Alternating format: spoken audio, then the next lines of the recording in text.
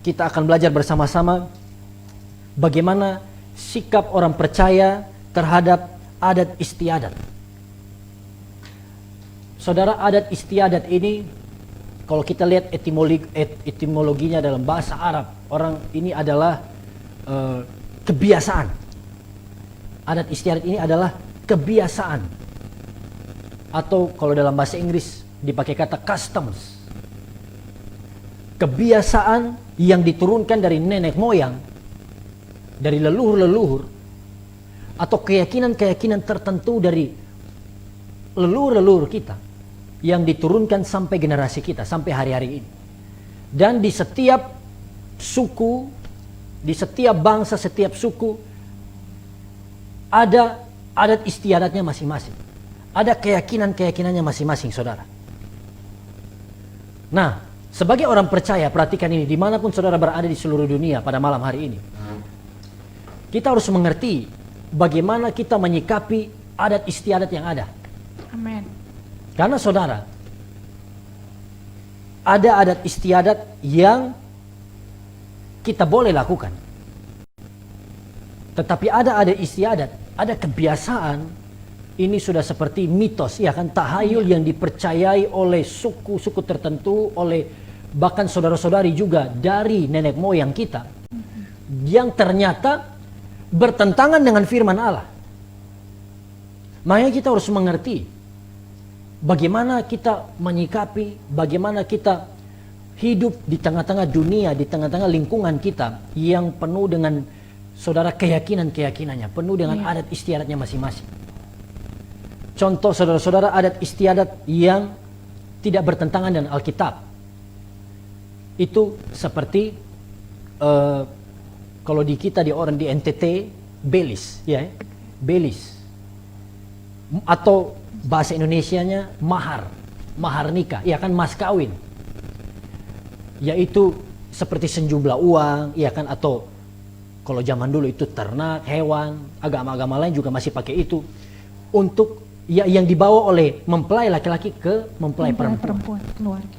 Kepada keluarga juga untuk meminang, ya kan, sebelum menikah. Nah, kalau ini Bapak Ibu Saudara, selama hanya seputaran pernikahan, kalau beli seperti itu, nah itu tidak bertentangan dengan firman Tuhan, dan itu kita orang percaya pun, khususnya di daerah NTT, kita masih pegang itu. Karena ini juga merupakan, saudara, seperti belis itu adalah sikap di mana kita juga menghargai, menghormati pengorbanan, kerja keras dari orang tua, mempelai kita, iya kan? Yang dari kecil suka kasih minum susu, kita tidak pernah beli susu kasih kita punya mempelai. Yang dari kecil sudah kasih sekolah, iya kan?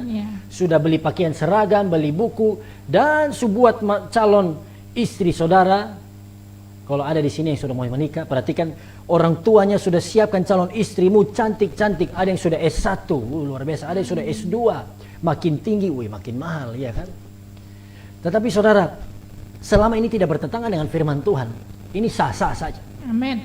Tetapi yang kita mau bahas malam hari ini, perhatikan, adat istiadat yang melukai hati Tuhan atau yang bertentangan dengan firman Tuhan, yang tidak tertulis dalam Alkitab atau yang diperintahkan oleh Tuhan, itu adalah seperti adat istiadat yang berhubungan dengan roh jahat, dengan iblis, atau adat istiadat yang berhubungan dengan roh-roh orang mati. Adat istiadat yang kita lakukan karena kita percaya kalau kita lakukan itu dapat kekayaan, kita dapat perlindungan, kita dapat keuntungan, rejeki dan lain sebagainya di luar perintah firman Tuhan. Saudara, perhatikan, ritual-ritual yang seperti ini adalah seperti penyembahan berhala. Ini adalah kekejian di mata Tuhan. Saudara harus mengerti, ini adalah dosa besar. Adat istiadat yang melawan firman Tuhan ini adalah dosa besar, saudara. Dan malam hari ini ada beberapa yang saya ingat. Kalau ada yang saudara waktu ikuti live streaming ini, saudara ingat adat istiadat yang saudara juga sudah tidak lakukan, saudara ragu, saudara tidak percaya, saudara tulis di kolom komentar, supaya saya bisa baca, mungkin di live streaming berikut saya bisa sebutkan juga. Nah, adat-adat istiadat seperti ini yang berhubungan dengan setan, kita harus pergi ke dukun, kita harus pergi ke orang pintar, sudah sihir. Adat istiadat yang berhubungan dengan dengan roh-roh orang mati. Adat istiadat yang kalau kita lakukan membuat kita kaya, membuat kita beruntung. Di luar perintah firman Tuhan. Ini semua adalah kekejian. Sama-sama bilang kekejian. Kekejian. Ini melawan Tuhan. Saudara harus mengerti ini. Kita buka di dalam, Bapak Ibu Saudara, di dalam Ulangan 18 ayat 9 sampai 15. Saudara harus lihat dasar firman Tuhan ini dan kita harus tanamkan dalam hati kita. Ulangan 18 ayat 9 sampai ayatnya yang ke 15. Saya baca ayat 9, Bapak Ibu yang di rumah bisa baca ayat 10, kita bergantian ayat 15 bersama-sama. Perikopnya bertenung dan bernubuat. Apabila engkau sudah masuk ke negeri yang diberikan kepadamu oleh Tuhan Allahmu, maka janganlah engkau belajar berlaku sesuai dengan kekejian yang dilakukan bangsa-bangsa itu.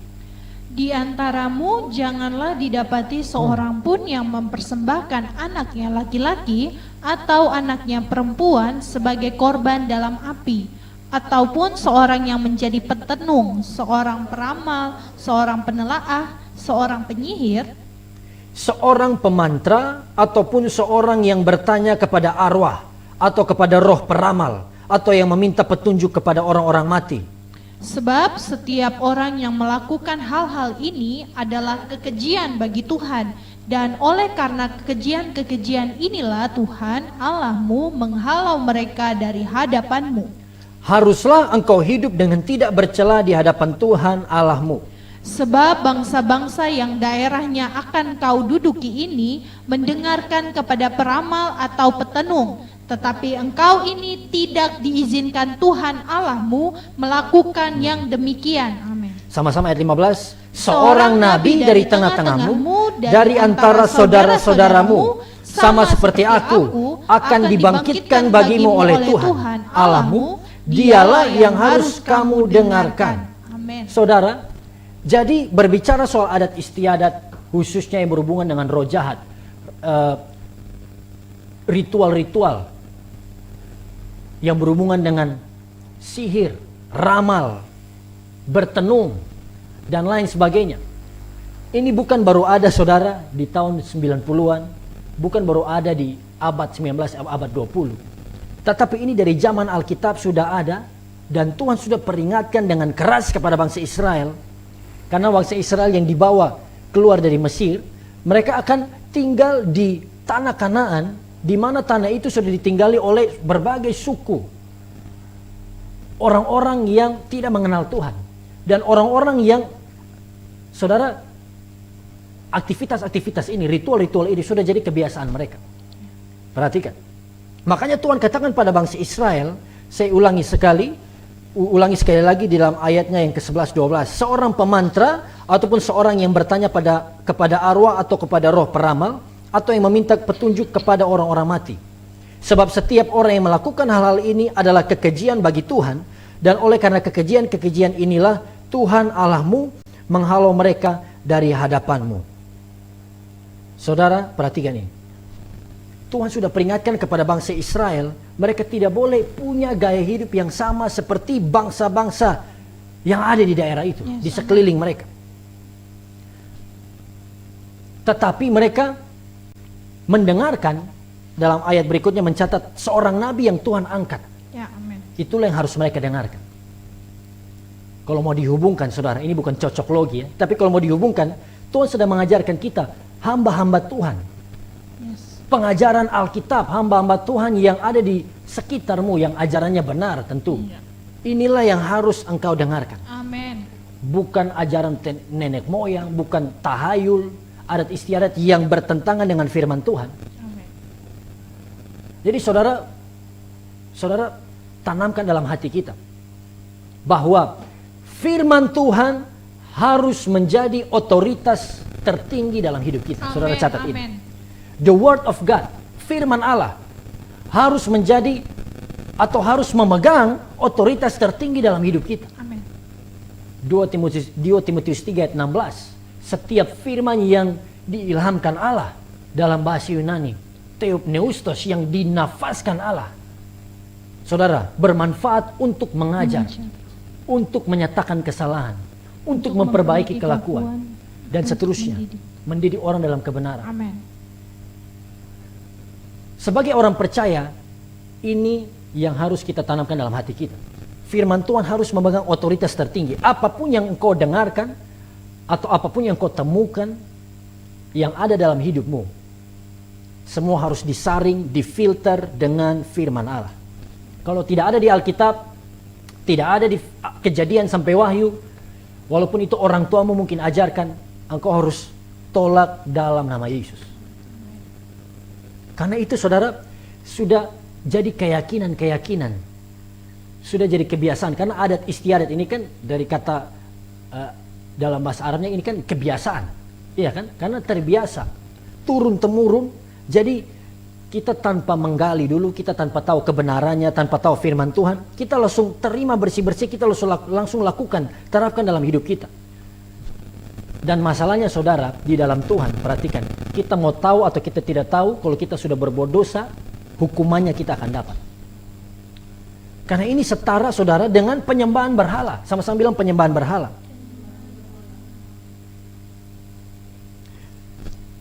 Bangsa Israel tidak boleh ikut gaya hidup bangsa-bangsa di sekitar mereka. Saudara lihat, masalahnya kita hari-hari ini, kita orang Kristen, ya kan? Kita orang percaya. Tiap minggu ibadah. Bahkan hari-hari ini setiap hari dengar firman, baca Alkitab. Tapi adat istiadat, tahayul-tahayul, keyakinan-keyakinan nenek moyang yang bertentangan dengan firman Tuhan, kita masih lakukan sampai hari ini. Kita masih percayai, kita imani.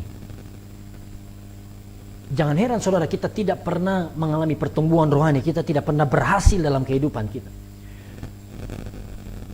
Ada beberapa yang sudah jadi kebiasaan, contohnya kalau sejak saya kecil ya, ini sudah turun temurun. Kalau orang mati, iya kan, begitu mau angkat peti dulu. Sekarang sudah kurang, tapi dulu itu kalau mau angkat peti yang sudah ada mayat di dalamnya, begitu mau angkat hitung dulu. 1, 2, 3 angkat, langsung banting kursi, siram air. Iya ya? Betul kan? Terus di atas peti juga harus gantung kelambu, atau harus gantung kain. Kalau alasannya jasmani, contohnya supaya jangan ada kotoran jatuh, itu oke. Tapi kalau alasannya yang saudara tidak ada dalam firman Tuhan, iya kan? Apalagi kebiasaan-kebiasaan yang kita lihat, kalau anak kecil, ya anak bayi juga kalau tidur kaget-kaget, taruh daun genoa, betul? Iya. Alkitab di samping. Saudara cari dari Kejadian sampai Wahyu, ada firman Tuhan bilang daun genoa buat anak-anak tidak kaget. Tidak ada saudara. Ibu hamil jangan duduk depan pintu. Itu keyakinan orang-orang, betul. Ibu hamil, ya kan, jangan duduk depan pintu. Memang saya setuju. Betul. Saya setuju ibu hamil jangan duduk depan pintu karena sesak. Iya betul saudara, hamil 9 bulan, susah melahirkan baru duduk di depan pintu. Bisa orang mau lewat mau pegang panci, orang lewat mau lalu lalang kan tertutup sesak. Apalagi ibu hamil, ya kalau keluar malam taruh paku di rambut. Supaya apa? Supaya jangan yang sial atau jangan lihat kuntilanak. Banyak alasan-alasan saudara harus taruh paku. Jadi kuasa Tuhan, perlindungan Tuhan, Immanuel itu garis miring paku di samping. Paku yang buat kita aman. Begitu banyak keyakinan luar biasa. Apalagi ketumpuk orang, iya kan?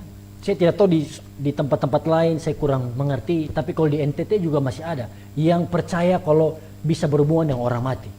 Orang sumati juga omong, iya kan? Iya. Orang sumati ada taruh di peti, tiba-tiba waktu tua datang. Bose, jam bikin malu. Ini omong di orang mati. Ya beta paling ingat tuh saudara, ini bahasa Kupai. Pada Tamel Atok suka jelaskan juga itu. Cerita sumati, ini keluarga dong bawa kopi tugu buaya, 1 renteng. Ini pada Tamel Atok cerita dia.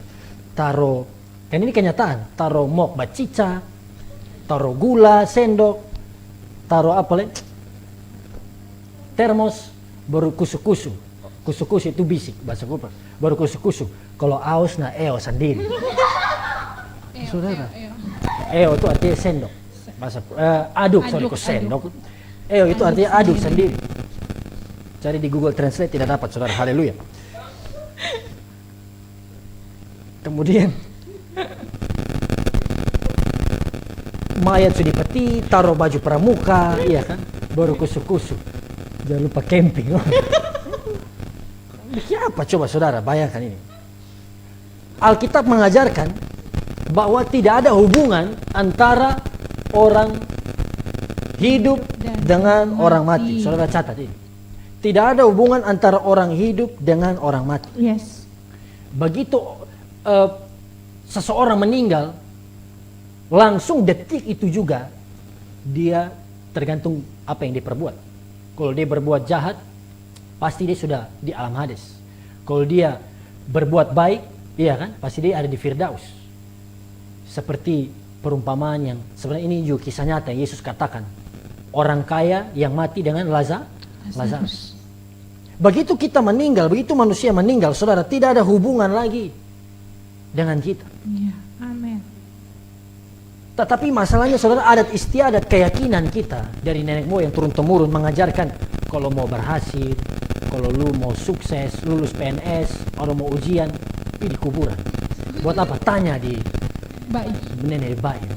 Lalu mulai ini nyong juga dengan orang Kristen saudara, namanya Yakobus. Datang pergi di kuburan, ya kan, orang-orang misio bayi. Orang mulai bertanya sudah, bayi ini 2 tahun sudah lulus nih. Baik, tolong kasih tahu dulu kira-kira ke mana. Nah, saudara bayangkan, tiba-tiba dari dalam kubur menyaut, itu selesai sudah. Masih percaya saudara? Ada hubungan dengan orang-orang mati. Apalagi kalau saudara orang percaya, orang Kristen, kalau saudara masih lakukan ini, masih pergi di kubur, lalu berdoa, bukan berdoa pada Tuhan, berdoa pada orang mati, berdoa minta petunjuk dari nenek moyang, dari bapak, dari bayi, nenek, supaya bisa berhasil, ya kan, supaya bisa kaya. Ini semua dosa, catat baik-baik. Ini semua kekejian di hati Tuhan. Ini bisa membawa kutuk, membawa penghukuman Tuhan dalam hidup kita. Khususnya kita orang percaya, orang Kristen, saudara jangan lakukan ini, jangan praktikkan ini lagi. Bukan berarti kita tidak boleh pergi berziarah ke kubur, ya kan, kita tidak boleh bersihkan kubur, boleh. Saudara bisa pergi, kalau di Manado, biasanya orang-orang Manado itu mau Natal, ya kan, mau Natal, malam Natal pergi ke kubur, bersihkan kubur. Bahkan banyak suku-suku lain juga begitu. Dan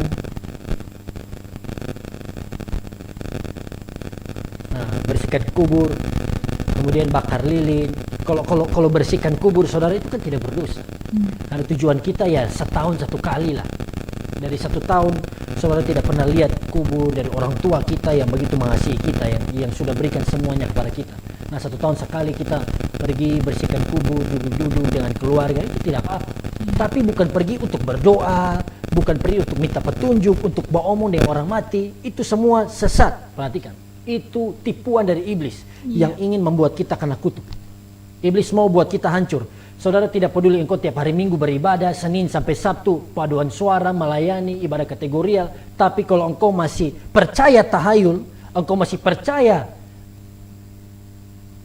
semua ini adat istiadat yang berlawanan dengan firman Tuhan, sia-sia semua aktivitas rohani saudara. Sia-sia semua pemahamanmu tentang Tuhan. Dengar baik saudara. Apalagi karena Alkitab saja menyatakan ini dengan jelas.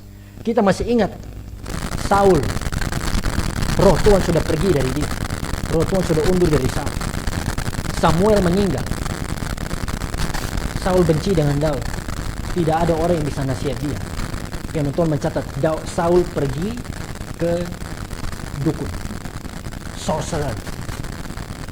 Padahal sebelumnya dia yang perintahkan untuk bunuh semua dukun. Tapi dia pergi dengan menyamar, kemudian Dia pergi ke dukun itu, dia minta supaya dukun bawa kembali siapa? Samuel. Samuel. Saudara perhatikan, waktu berbicara soal dukun, Tuhan kan tadi sudah katakan di kitab Ulangan, jangan pernah minta petunjuk dari arwah orang mati. Saudara dengar baik-baik. Dan waktu Saul buat itu saya percaya itu bukan Samuel yang datang. Bukan Samuel yang datang, karena tidak ada hubungan antara orang hidup dan orang mati. Tapi yang datang itu adalah setan, iblis yang menjelma menjadi seperti Samuel. Supaya Saul percaya. Karena jangan heran, Alkitab juga mencatat iblis bisa menyamar jadi malaikat terang. Iblis berusaha untuk menipu kita, membuat kita percaya kepada mereka. Dan waktu Saul buat itu, saudara dengar baik. Samuel katakan apa waktu dia? Samuel iblis ini katakan, besok, iya kan, kamu akan mati. Saya waktu renungkan ayat ini, peristiwa ini, saya jadi mengerti, ternyata memang ini betul-betul kekejian di mata Tuhan. Saul yang begitu jahat seumur hidup, tidak mati, saudara. Tapi begitu dia pergi ke dukun, pergi ke peramal, langsung waktunya selesai. Langsung Tuhan hukum. Karena ini betul-betul kekejian di hadapan Tuhan. Saudara, berapa banyak, bahkan adat istiadat yang sudah ada dari zaman bangsa Israel sampai hari ini. Kalau mau kita orang-orang di NTT, bahkan di suku-suku lain juga, kalau kita mau bangun rumah, ya kan, mau bangun kantor atau gedung baru dan lain sebagainya, undang pendeta, pendeta berdoa, pendeta berkati baca firman Tuhan, puji Tuhan, pendeta pulang, tuan rumah ambil ayam, potong ayam, betul kan? Atau hewan-hewan lain, potong babi, potong, darahnya dipercik. Supaya apa? Supaya pembangunan lancar, supaya bisa berhasil. Saudara, itu penyembahan berhala, dengar baik. Waktu kita percaya kepada arwah-arwah, waktu kita lakukan segala macam adat-adat istiadat nenek moyang yang tidak sesuai dengan firman Tuhan, bukan mendatangkan berkat, tapi akan mendatangkan kutuk. Dengar baik, ini kata firman Tuhan. Mendatangkan kutuk. Makanya jangan heran saudara, bahkan di seluruh daerah, hampir di seluruh bagian daerah Indonesia, di suku-suku terpencil, di NTT ada, di Kalimantan ada, saya kurang tahu kalau di Sumatera, di Sulawesi ada atau tidak. Seperti itu, potong hewan, darahnya dipercik sebelum pembangunan dan lain sebagainya. Pada undang pendeta, adat istiadat lebih tinggi daripada otoritas firman Tuhan. Jangan heran saudara, saya pernah dengar hamba Tuhan juga lain pernah katakan, kalau tidak salah pendeta Mel Atok juga dan Daud Tony juga pernah katakan, itu yang buat kita Indonesia miskin terus. Ini yang buat kita, bahkan suku-suku yang masih kental dengan adat istiadat seperti itu akan miskin terus. Tidak akan pernah berhasil. Walaupun sumber daya kita melimpah, walaupun Indonesia, saudara, seharusnya kaya. Kita ini bangsa yang seharusnya kaya. Karena Tuhan berkati dengan sumber daya alam yang begitu melimpah. Bahkan saudara dari Eropa, dari luar datang untuk ambil hasil dari Indonesia. Tapi kenapa kita miskin? Salah satu alasannya karena kita kena kutukan Tuhan. Waktu kita minta berkat, waktu kita minta petunjuk dari arwah orang mati, adat istiadat nenek moyang kita, waktu itulah kita bukan terima berkat, tapi kita terima kutuk dari Tuhan. Daud Tony katakan ini kutuk kemiskinan, kutuk kubur. Saudara bisa lihat, beliau juga sharing itu di YouTube, Daud Tony, tentang hal ini. Tapi malam hari ini saya sharing juga untuk menguatkan Bapak Ibu, untuk menegur kita, supaya saudara mulai mengerti, stop percaya, stop lakukan adat istiadat, keyakinan, tahayul nenek moyang yang tidak sesuai dengan kebenaran firman Tuhan. Amin. Bahkan saudara di daerah tertentu, saya pernah pergi juga ke daerah-daerah lain, dan mereka di daerah itu saudara mereka masih kuat dengan adat istiadat, sampai kalau ada upacara adat, perhatikan,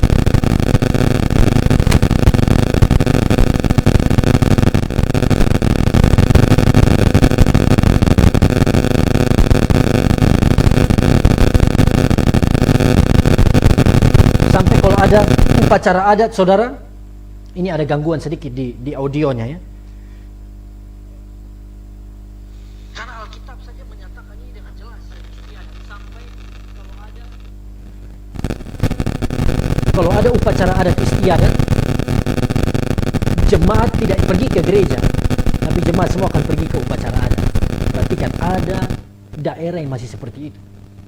Padahal kita orang percaya, orang Kristen, seharusnya kita yang mengubah gaya hidup orang-orang. Kita harus mengerti bahwa firman Tuhan, kehendak Tuhan harus lebih prioritas, harus lebih diutamakan dari semua, bahkan adat istiadat sekalipun. Kalau kita sudah percaya Tuhan, mau dari suku manapun, dengar baik, firman Tuhan harus menjadi, atau firman Tuhan harus memegang otoritas tertinggi di dalam kehidupan kita. Amin. Dan saudara akan lihat, kita akan mengalami berkat-berkat Tuhan. Saya percaya kita akan mengalami anugerah Tuhan yang luar biasa. Kita baca di dalam 2 Raja-Raja 17 ayat 33 sampai 34. 2 Raja-Raja 17 ayat 33 sampai 34. Ini juga salah satu keadaan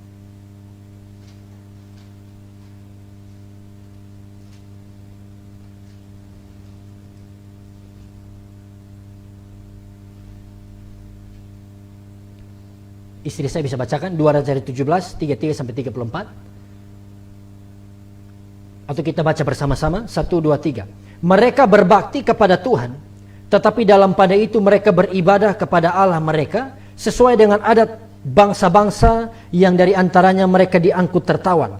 Sampai hari ini mereka berbuat sesuai dengan adat yang dahulu. Mereka tidak berbakti kepada Tuhan dan tidak berbuat sesuai dengan ketetapan, hukum, undang-undang dan perintah yang diperintahkan Tuhan kepada anak-anak Yakub yang telah dinamainya Israel. Tuhan telah mengadakan perjanjian dengan mereka dan memberi perintah kepada mereka, janganlah berbakti kepada Allah lain, janganlah sujud menyembah kepadanya, janganlah beribadah kepadanya, dan janganlah mempersembahkan korban kepadanya. Perhatikan. Bahkan di dalam kehidupan bangsa Israel pun saudara, waktu mereka ikuti gaya hidup bangsa-bangsa sekitar, mereka juga berbuat dosa. Mereka juga ikuti adat istiadat yang melawan Tuhan ini. Makanya jangan heran Tuhan izinkan pembuangan kerajaan utara. Tuhan izinkan pembuangan buat kerajaan selatan juga. Semua karena hukuman. Semua alami kutukan Tuhan. Karena ini tidak main-main saudara. Firman Tuhan dengan jelas di Ulangan tadi, ini adalah kekejian. Sama-sama bilang kekejian. Kekejian di mata Tuhan. Dengar baik. Kenapa kita tidak perlu hidup dan percaya lagi dengan setiap adat istiadat ini? Karena saudara, kita buka di 1 Petrus 1 ayat 18. Kita buka ayat terakhir ini sebelum saya akan menjawab pertanyaan dari Bapak Ibu Saudara yang sudah masuk. Sama-sama bilang haleluya. 1 Petrus 1 ayat 18, mari kita baca bersama-sama. 1, 2, 3. Sebab kamu tahu, sampai ayat 19, bahwa kamu telah ditebus dari cara hidupmu yang sia-sia, yang kamu warisi dari nenek moyangmu.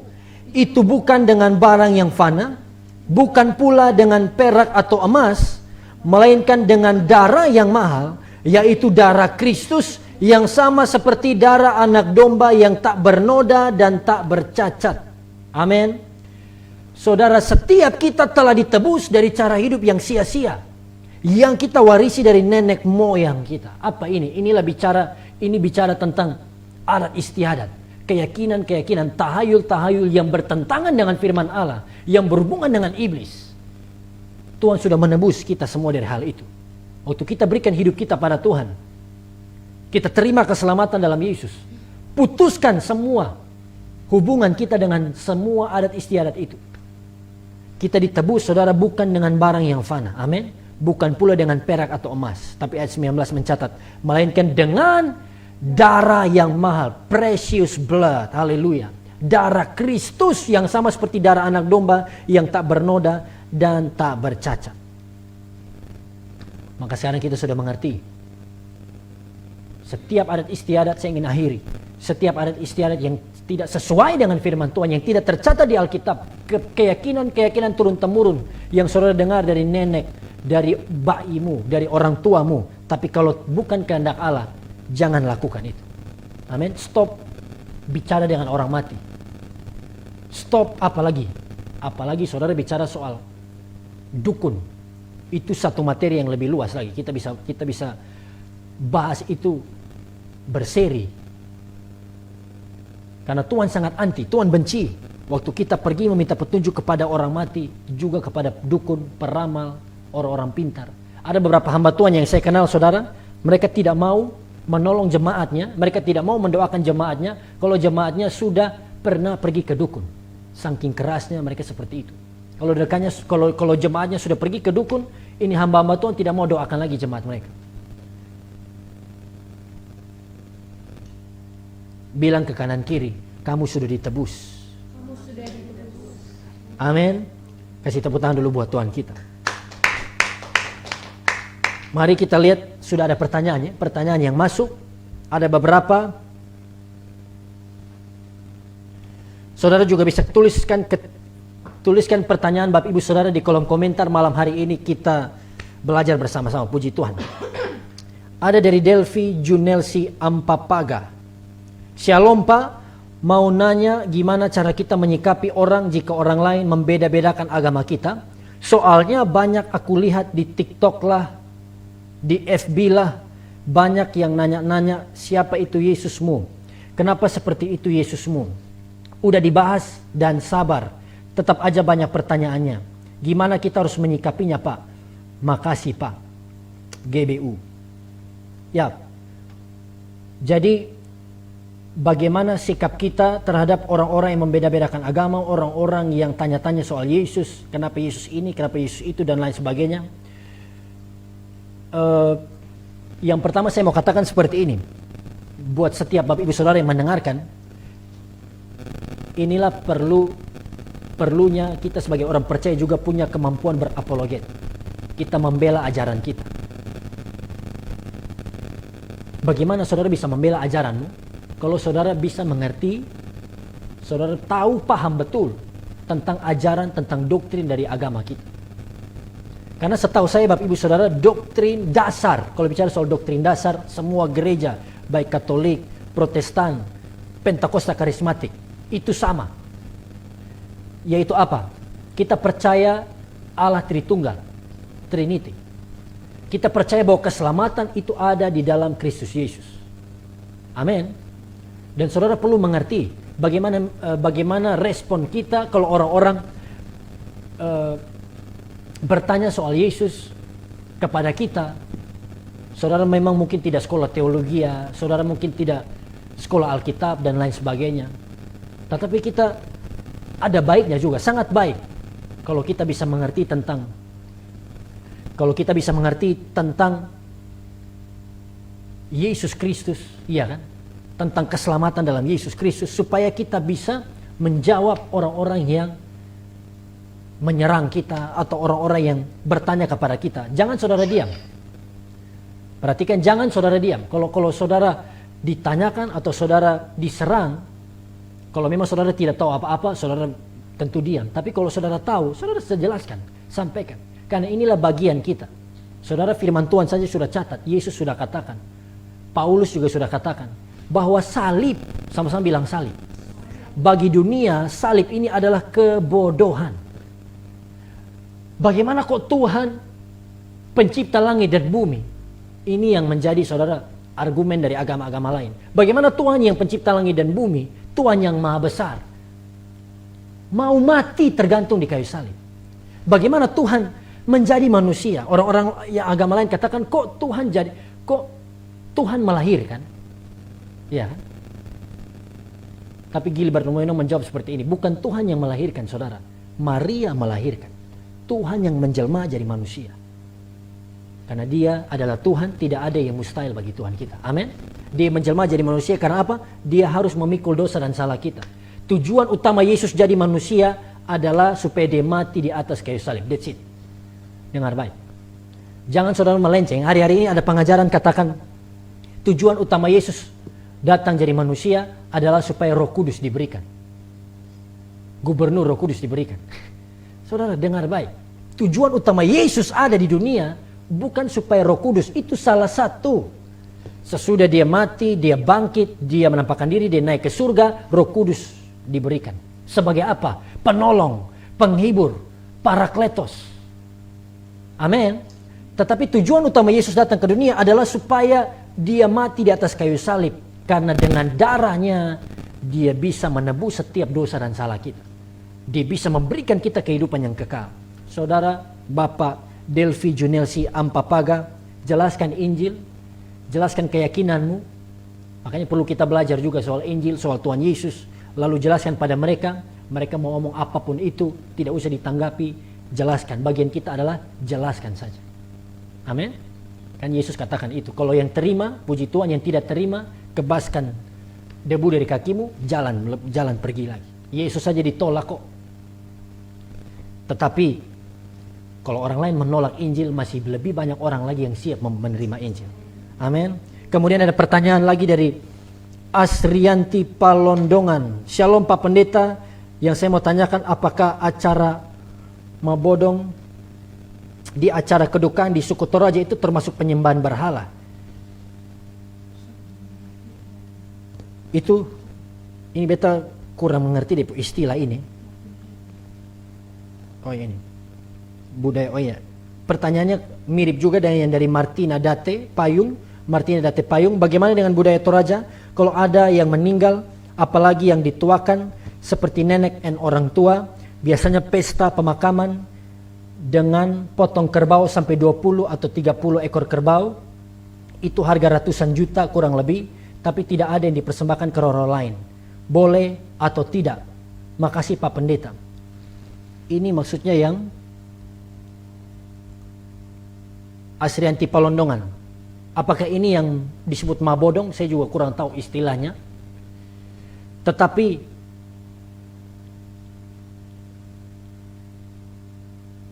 sekali lagi saya sudah sampaikan tadi. Apakah budaya kita, apakah adat istiadat kita, kebiasaan kita sesuai dengan firman Tuhan atau tidak? Dengar baik. Karena firman Tuhan pun, saudara, Tuhan tidak pernah memberikan perintah yang terlalu berat untuk kita lakukan. Tuhan tidak pernah memberikan perintah yang terlalu berat untuk kita lakukan. Yesus berkata, marilah kepadaku, hai kamu yang letih lesu dan berbeban berat. Kenapa ada perjanjian kasih karunia? Karena Tuhan tahu kalau dengan hukum Taurat, sistem yang lama, manusia tidak bisa diselamatkan. Makanya Tuhan adakan perjanjian yang baru, kasih karunia.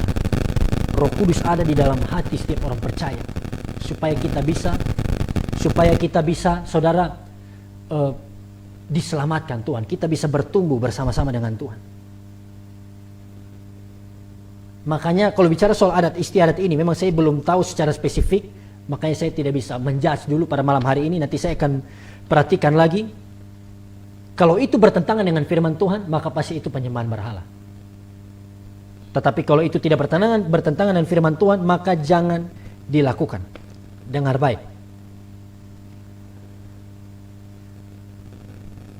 Karena ini masing-masing suku, iya kan, masing-masing daerah punya keyakinan masing-masing. Kalau di daerah Sumba itu ada marapu. Kalau orang-orang Sumba sini tahu pasti. Itu keras.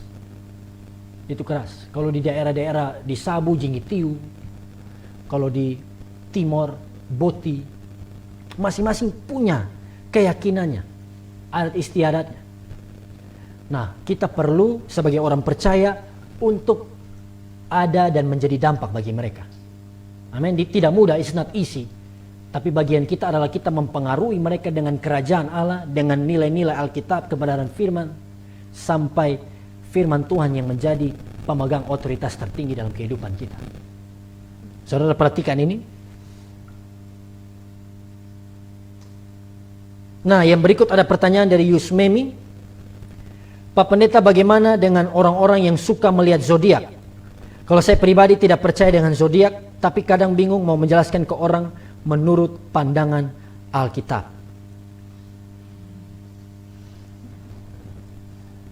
Beta pun apa ya? Nah, saudara perhatikan, ini disebutnya istilahnya astrologi. Astrologi. Ini adalah astrologi, ya kan? Ini namanya, yaitu waktu kita dapat ramalan, waktu kita lihat tanggal kelahiran kita itu masuk ke bintang apa. Saudara perhatikan, zodiak, catat baik-baik. Zodiak itu dari iblis. Dengar baik. Zodiak itu dari iblis. Itu adalah dosa. Semua saudara, berapapun orang yang nonton malam hari ini yang masih suka tiap hari buka Google. Hari ini Scorpio apa?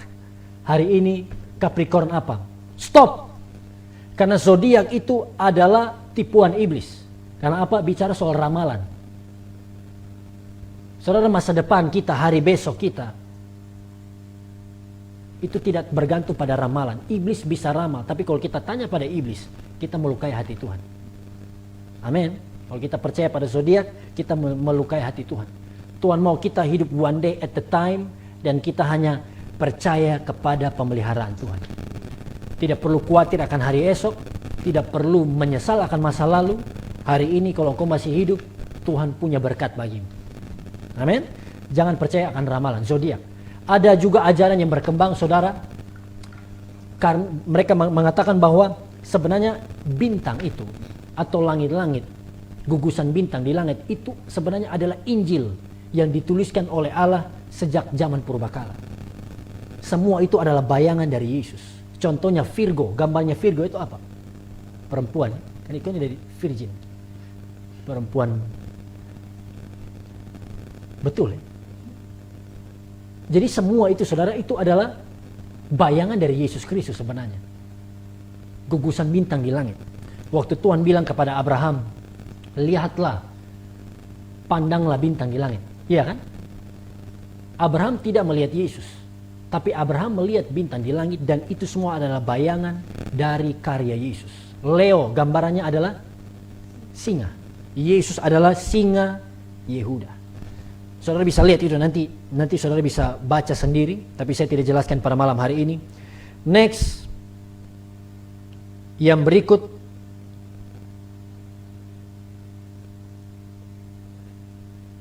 pertanyaan dari Pak Frans Shalom. Saudara bisa terus ketikkan pertanyaan Bapak Ibu Saudara di kolom komentar untuk saya jawab pada malam hari ini. Ada pertanyaan dari Pak Frans Shalom. Pak, apakah talenta atau kemampuannya, kemampuan bisa melihat hal yang tidak terlihat itu adalah dosa?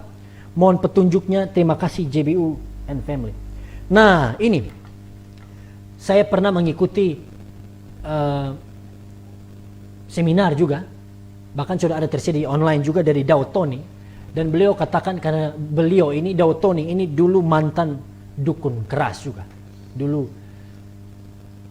ilmu santainya kuat juga, tapi kalah dengan Pendeta Gilbert Lumoindo. Roh Kudus lebih kuat, kuasa Tuhan Yesus lebih besar. Amin.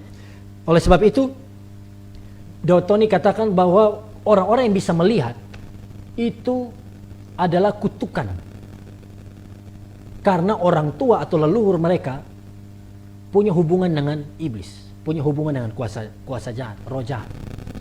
Makanya turunnya kepada anak-anak. Anak-anak jadi bisa lihat. Jangan bangga saudara kalau bisa lihat. Beta lihat. Itu sebenarnya kutukan. Nah, perlu diputuskan dalam nama Yesus.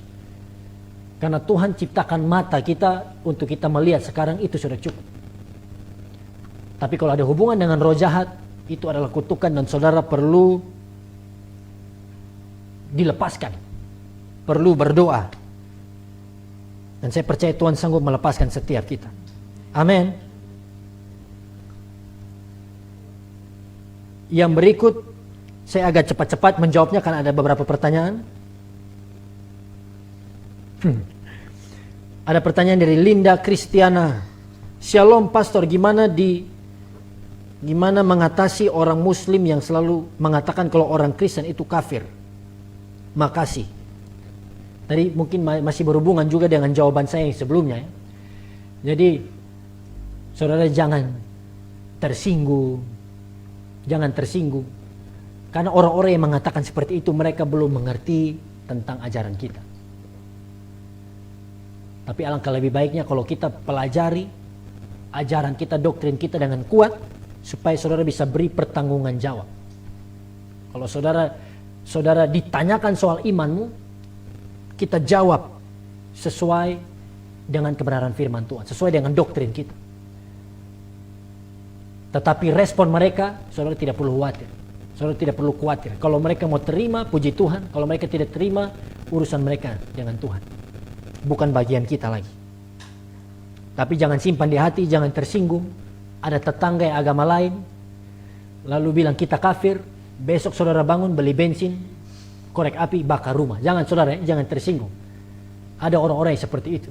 Kalau ada juga mungkin sahabat-sahabat saya yang muslim yang ikuti pada malam hari ini, itulah pentingnya kita toleransi antar umat beragama. Mari kita kembangkan toleransi di dalam lingkungan kita, di dalam kelompok kita. Kita yakini, kita pegang teguh keyakinan kita. Amin. Tapi dalam konteks hubungan sebagai warga Indonesia, iya kan? Hubungan sosialisasi kita dengan agama lain, kita tetap menghargai mereka, respect mereka. Beda ceritanya dengan hamba Tuhan. Nah, kalau hamba Tuhan kalau mau menginjil, jangan toleransi. Sampaikan sampai mulu mau bebusa. Kasih busa itu mulu. Untuk apa? Kabarkan Injil, kabarkan kebenaran. Karena firman Tuhan yang keluar dari mulut Tuhan tidak akan kembali dengan sia-sia. Dengar baik. Ada dari Marta Rupang, saya sangat tertarik dengan tema ini. Dengan tema ini malam Papen tentang adat istiadat. Mertua saya asal dari Gorontalo, Sulawesi Utara. Kebiasaan mertua saya dulu kalau anak-anaknya lagi mengandung, ya kami disuruh pegang jeruk yang ditusuk paku dan ditutup kepala. Mau bikin jus jeruk ya, atau mau blender, dan ditutup kepala. Kalau keluar katanya banyak hal-hal yang bisa mengganggu waktu mengandung. Dan kalau anak lahir di tempat tidur itu harus ditaruh gunting. Dan gunting, aduh jangan ibu, aduh kok gunting sih, parang. Dan itu yang pernah saya alami waktu anak saya lahir. Tetapi semua itu saya tolak, walaupun kadang walau gunting ditaruh dan sudah tidak ada mertua saya, buang. Begitu. Nah, menyikapi hal demikian, Pak Pendeta bagaimana? Ini tidak ada. Tapi saya secara nurani saya tolak, makanya mertua saya katakan bahwa saya anak mantu yang tidak dengar-dengaran. Mertua saya sedang meninggal, tetapi tolong, soalnya kata-katanya ini, sudah meninggal maksudnya. Tapi tolong kami supaya jauh dari hal-hal demikian. Dan Papen dulu juga suami saya sering ada yang dipegang dan disimpan di dompet, dan saya sudah buang. Tolong kami tetap didoakan dari hal-hal demikian. Nah, ini seperti yang tadi saya sampaikan. Ini kan keyakinan turun-temurun dari nenek moyang.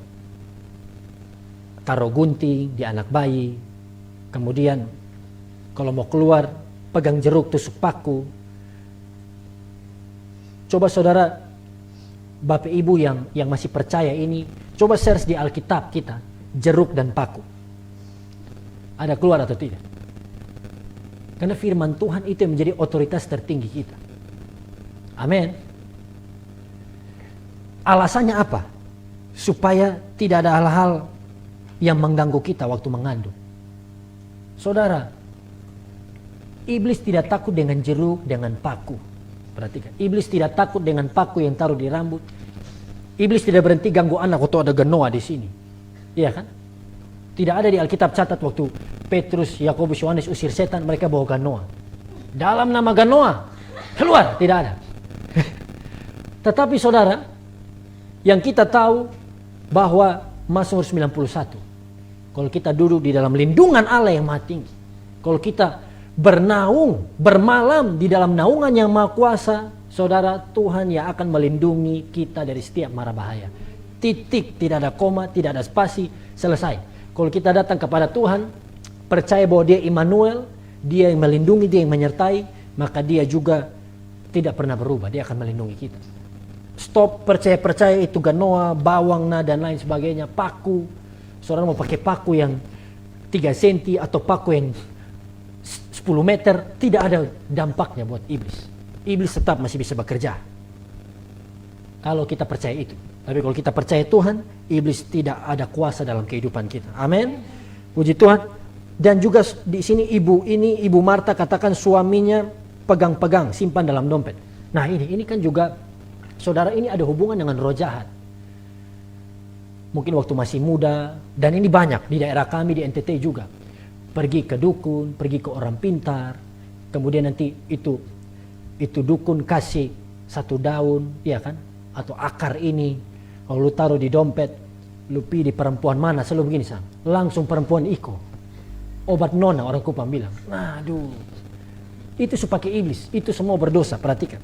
Atau pergi ke kampung, nanti bayi kasih mandi, kebal, 10 orang keroyok, tidak akan kalah. Nah ini semua sudah hubungan dengan iblis, ini hubungan dengan dukun, sihir. Ini semua harus kita putuskan, harus kita hentikan dalam nama Yesus. Saudara-saudara, kalau saudara orang Kristen, orang percaya tapi masih pegang ini, saya berdoa saudara lepaskan malam hari ini. Kubur atau buang jauh-jauh, doakan dalam nama Yesus, putuskan itu. Saudara pergi ke, kalau saudara masih belum berani, masih ragu, pergi ke hamba Tuhan, pendeta-pendeta, minta didoakan supaya saudara lepas dari hal-hal itu.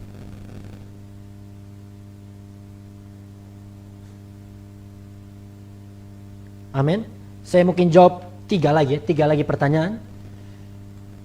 Sudah banyak lagi yang masuk. Ada pertanyaan dari, oh ya, saudara, saya harap jawaban-jawaban saya jelas dan bisa menjawab pertanyaan Bapak Ibu. Saudara komentar, kalau sudah pertanyaan sudah dijawab, saudara komentar, siap. Nah itu, atau pakai emoticons apapun itu ya. Nah, ada pertanyaan dari Ibu Manahan Sihombing. Shalom Pak Pendeta, bagaimana cara kita membedakan suara Tuhan dengan suara hati? Maaf Pak, agak melenceng dari topik malam ini. Tidak apa-apa, karena ini sesi Q&A, tanya jawab. Cara membedakan suara Tuhan dan suara hati sebenarnya simpel. Suara Tuhan harus sesuai dengan firman Tuhan. Amin. Kalau saudara ada di dalam kesusahan, ada dalam krisis, kemudian ada suara yang berbicara dalam hatimu, jangan takut, jangan khawatir, Tuhan menyertaimu. Engkau pasti bisa lalui ini. Jangan menyerah. Tuhan sanggup mencukupkan kebutuhan. Saudara bisa dengar, saudara bisa tahu ini dari Tuhan. Tapi kalau suara-suara yang mendakwa, suara-suara yang menghakimi saudara, melemahkan engkau, suara-suara yang bilang, ini corona, wabah corona, besok lu pasti mati, ya, minggu depan lu mati. Itu suara setan, saudara. Itu suara diri sendiri. Jangan percaya. Ya, jangan percaya kalau dari suara-suara iblis, bahkan suara iblis. Tapi kalau suara hati kita sendiri, kadang hati nurani kita juga berbicara, mengingatkan kita akan firman Tuhan. Intinya suara Tuhan pasti sesuai dengan firman Tuhan. Amin. Jangan saudara tiba-tiba muncul di dalam pikiran lalu saudara pergi kepada lawan jenis. Nona, Tuhan bicara pada saya kalau kamu jodohku. Woi, itu. Saya dapat penglihatan Nona bahwa kita ada di rumah yang besar, kemudian ada anak-anak. Karena saya berdoa, saya puasa lalu saya dapat. Saudara, itu bukan suara Tuhan, itu bukan penglihatan, itu bukan nubuat, tapi itu lu buat. Dan orang yang percaya itu, perempuan yang percaya itu perempuan yang paling pintar ya, yang pernah ada, bisa percaya begitu. Jangan percaya kalau orang datang pakai suara Tuhan. Ya kan, suara Tuhan bilang kita harus menikah. Saya punya kemampuan mendengar suara Tuhan. Lalu di samping bilang, iya saya juga kemampuan melihat dari Tuhan. Pas. Jelas ya Bapak Ibu Saudara, puji Tuhan. Bagaimana dengan para hamba Tuhan atau orang yang diberi kasih karunia atau talenta dalam berdoa dan bisa melihat? Ya, itu beda. Jadi ada orang-orang tertentu yang mendapat karunia atau gift. Gift ini adalah pemberian, karunia, free, bukan hasil usaha. Jadi saudara, kita pun jangan sombong waktu punya. Amin. Tapi waktu kita punya karunia, itu diberikan Tuhan untuk membangun tubuh Kristus, membangun sesama jemaat Tuhan. Dan orang-orang yang punya karunia untuk melihat seperti itu pemberian Tuhan. Orang-orang yang punya karunia seperti itu adalah pemberian Tuhan. Saudara, di Alkitab mencatat nabi-nabi mendapat penglihatan, vision. Orang-orang yang dipilih Tuhan, dipakai Tuhan, dapat penglihatan, mendapat vision. Bahkan banyak juga hamba-hamba Tuhan yang dulunya kerja di luar, dulunya bekerja sekuler, tetapi kemudian Tuhan berikan mimpi, ya kan? Tuhan memberikan penglihatan bahwa dia jadi hamba Tuhan. Itu banyak, saudara. Dan karena penglihatan itu, dia ikuti, dia sekolah Alkitab, dia melayani, dan ternyata Tuhan pakai lewat kehidupannya menjangkau ribuan orang. Nah, ini berarti ini orang-orang yang punya karunia khusus. Mereka dapat karunia penglihatan. Dan ini luar biasa. Dan sebenarnya semua luar biasa, ya. Semuanya itu karunia Tuhan, pemberian Tuhan. Tuhan yang luar biasa, bukan kita yang luar biasa. Mat malam Pak Pendeta, beta mau bertanya sedikit. Dulu saya pernah sakit dan saya pergi ke dukun untuk berobat. Sesudah saya berobat dari dukun, saya sembuh. Menurut Pak Pendeta, dosa kok tidak? Makasih TM. Kan firman Tuhan sudah jelas. Kalau kita pergi ke orang pintar, ke dukun, kita melawan kehendak Tuhan. Itu kekejian bagi Tuhan.